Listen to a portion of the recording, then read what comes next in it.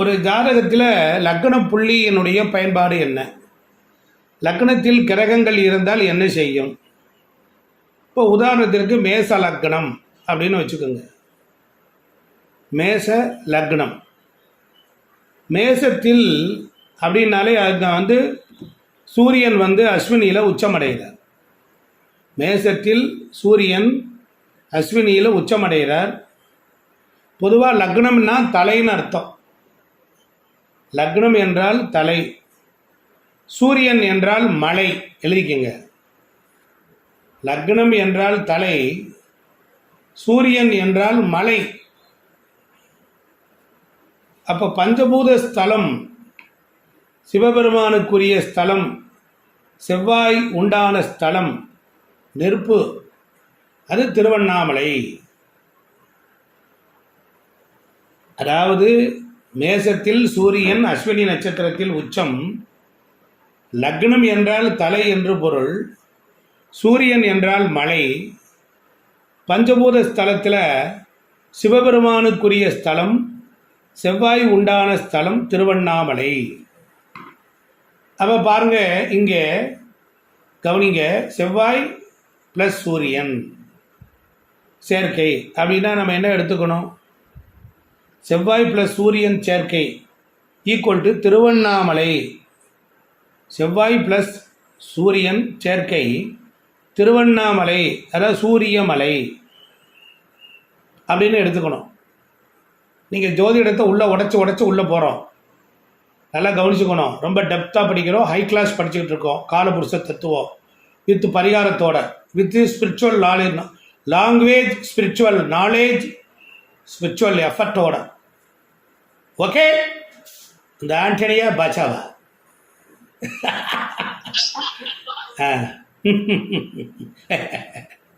எப்படி அப்படி அடிக்கணும். ஜோசியம்னா சொல்லி சொல்லி அடிக்கணும். நமக்கு சொல்லி கொடுத்த குருமார்கள் பேரை காப்பாற்றணும். என்ன பள்ளிவேல் சார்? Okay, right. அப்போ செவ்வாய் சூரியன் சேர்க்கை இருந்தால் விரட்டி விடணும். ஓடு, திருவண்ணாமலை போ, சூரியமலைக்கு போ. அஸ்வினி கேது மேசத்தில் அஸ்வினி,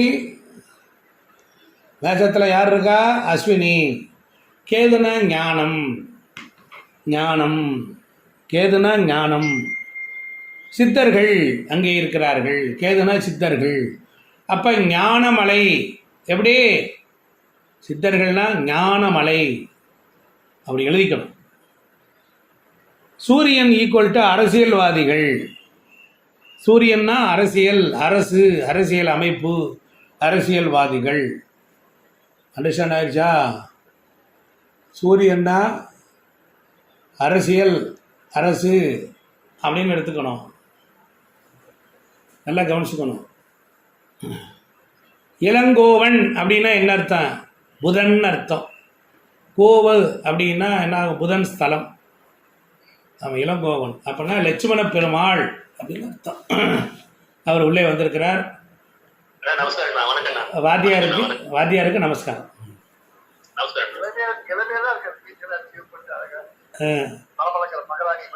ஆமா, அவர் சோழி பார்த்து வர்றதா வேலை. அவருக்கு அவர் பாருங்க, அவர் தனியாக வச்சுக்கலாம் நம்ம. ரைட், பாடம் ஓடிக்கிட்டு இருக்கு. வச்சு ஒன்று பார்த்துக்கலாம், நாளைக்கு பார்த்துக்கலாம். பரிபூர்ண யோகம் பெற சூரியன் அரசியல்வாதிகள், திருவண்ணாமலை ஸ்தலம். பரிபூர்ண யோகம் பெற திருவண்ணாமலை. யார் ஒருத்தருக்கு லக்னாதிபதி கெட்டு போயிட்டார்.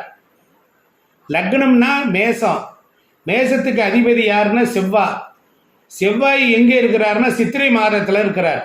சித்திரை மாதத்தில் தான் சூரியன் உச்சம். சித்திரை மாதத்தில் தான் சூரியன் உச்சம். அப்போ சித்திரை மாதத்தில் சித்திரை பெருவிழா நடக்கும் பொழுது மதுரை மண்ணை மிதித்தால் லக்னம் பலம் இழந்தவர்கள் பலப்படுவார்கள். லக்னம் பலம் இழந்தவர்கள் லக்னம் பலம் பெறுவார்கள். யாருக்கெல்லாம் புத்திரகாரகன் சூரியன், பையன் சரியில்லை, பையனுக்கு ஒரு மாதிரியாக இருக்குது. சூரியன்னா குழந்தை, காலபுருஷத்துக்கு 5ஆம் இடம். 5ஆம் இடம் சூரியன்னா குழந்தை. எடுத்துக்கணும். என்னையா தகப்பன் இருக்கட்டும், இன்றைய தகப்பன் ஒரு நாள் குழந்தை அப்படின்னு எடுத்துக்கணும். அசோகன் மாதிரி என்ன சொல்வார்ல, அது மாதிரி எடுத்துக்கணும். அப்போ அது சூரியன் கெட்டு போயிட்டாருன்னு வச்சுக்கோங்க, என்ன செய்யணும்? திருவண்ணாமலை போனால் சரியாக போயிடும். லக்னாதிபதி யாருடன் சேர்ந்து இருக்கிறாரோ, லக்னாதிபதி யாருடன் சேர்ந்திருக்கிறாரோ, ஒரு மனிதனுடைய விருப்பம் என்பதுதான் லக்னம். ஒரு மனிதன் இதுக்கு மேல உலகத்தை பொட்டச்சி இருக்கிறனா மாவு சலிச்ச மாதிரி, ஒரு மனிதனுடைய விருப்பம் லக்னம். மனிதனுடைய எண்ணங்கள், அவனுடைய திட்டங்கள் எல்லாம் லக்னம். எல்லாம் என் குருநாதர் தவத்திரு இளங்கோவடிகள் அவர்கள் சொல்லி கொடுத்திருக்கிறார். என்னுடைய குருநாதர் வந்திருக்கிறார், அவர் நம்மளை எல்லாம் ஆசீர்வாதம் பண்ணுவார். எல்லாருக்கும் ஆசீர்வாதம் பண்ணுங்கண்ணா. நீங்க சொல்ற வார்த்தைக்கு அர்த்தமே எனக்கு தெரியாது. என்ன போய் குருநாதர் சொல்றீங்க? அப்படித்தான் நீங்களும் எங்களுக்கு சொல்லி கொடுத்தீங்க. சிவசிவா. ஆமா. எல்லாம் அப்ப லக்னத்தில் எந்த கிரகங்கள் இருக்கின்றதோ, லக்னத்தில் எந்த கிரகங்கள் இருக்கின்றதோ, லக்னத்தில் லக்னத்தை எந்த கிரகம் பார்க்கிறதோ, லக்னத்தை எந்த கிரகம் இருக்கின்றதோ, லக்னத்தை எந்த கிரகம் பார்க்கின்றதோ, லக்னத்தை எத்தனை கிரகம் பார்க்கிறதோ அவ்வளவு யோகத்தை பெறுவார். எப்படி? அவ்வளவு யோகத்தை பெறுவார். முதல்ல ஜாதகம் எடுத்தவுடனே உங்க ஜாதகத்தையே லக்னத்துண்ட கிரகம்னா என்ன லக்னம்? மேசமா? செவ்வாய், ஒரு குரு இருக்காரா? செவ்வாய் பிளஸ் குரு லக்னத்தில் இருக்காருன்னு எடுத்துக்கணும். தைரியமா எடுங்க.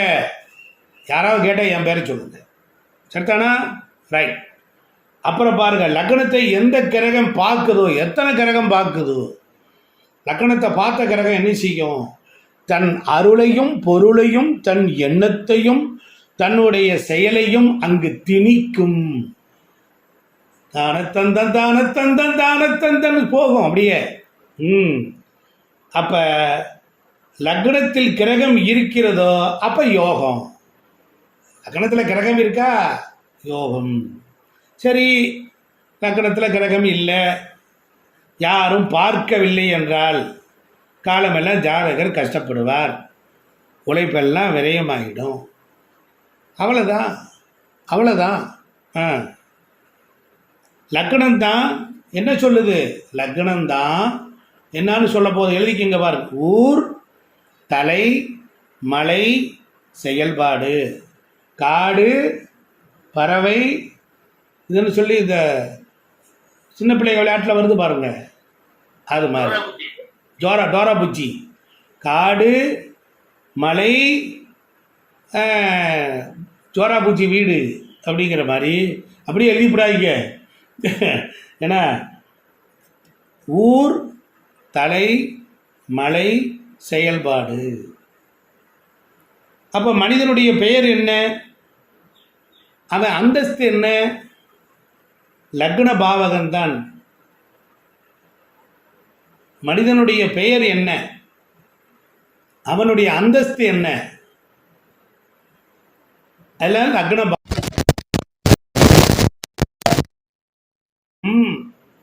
லக்னத்தில்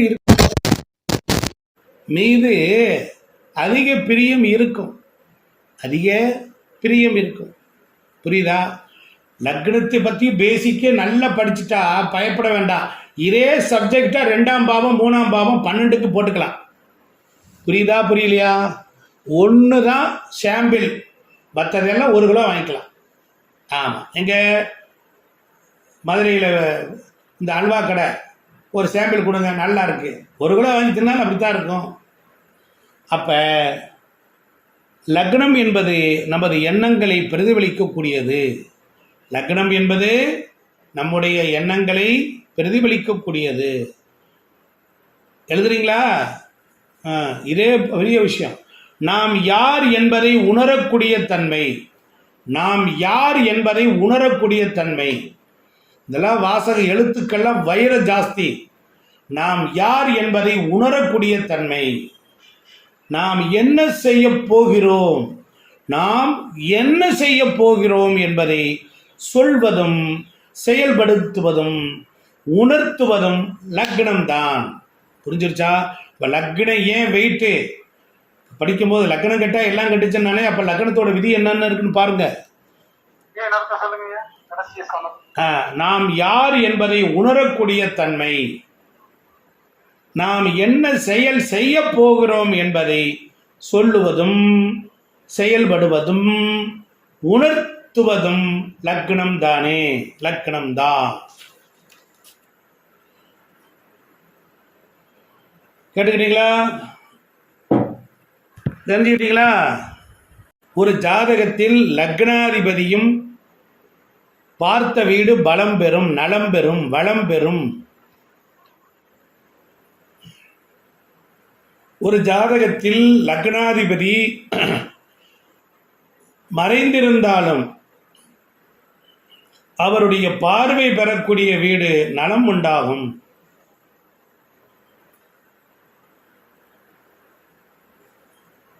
ஒரு ஜாதகத்தில் 5ஆம் வீட்டின் அதிபதி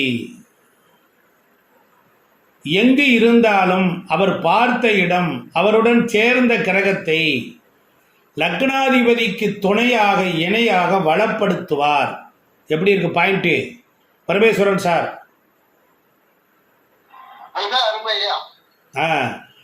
ஒரு ஜாதகத்தில் லக்னாதிபதியும் 5ஆம் வீட்டின் அதிபதியும் ஒருவருக்கொருவர் நட்சத்திர பரிமாற்றம் பெற்றால் வெற்றி உண்டாகும்.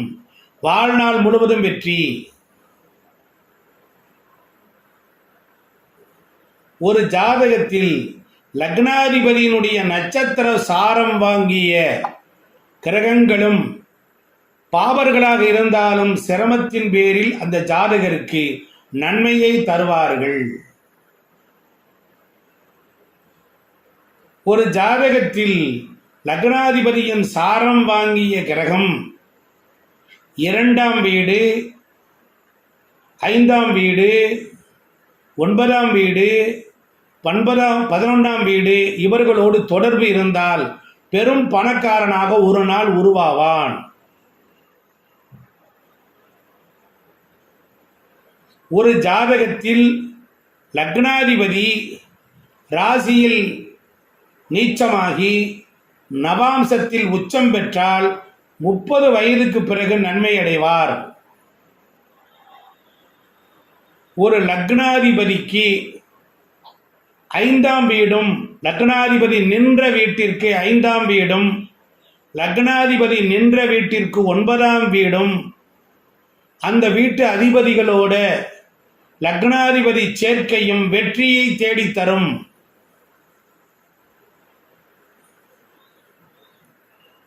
ஒரு ஜாதகத்தில் லக்னாதிபதி 6, 8, 12 மறைந்து ஒரு ஜாதகத்தில் லக்னாதிபதி 6, 8, 12 மறைந்து அந்த மறைந்த வீட்டின் அதிபதி லக்னாதிபதியை பார்த்துவிட்டால் ஜாதகர் 30 வயதுக்கு மேல் விபரீத ராஜயோகத்தை பெறுவார்.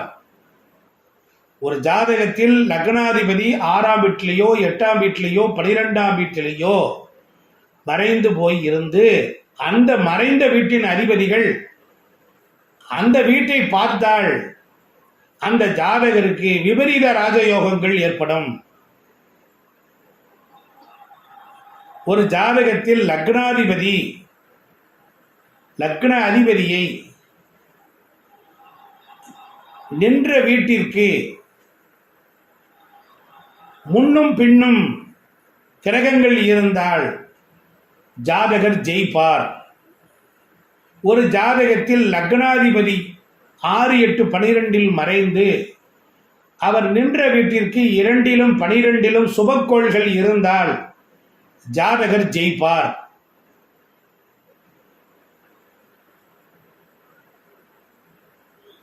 ஒரு ஜாதகத்தில் லக்னாதிபதி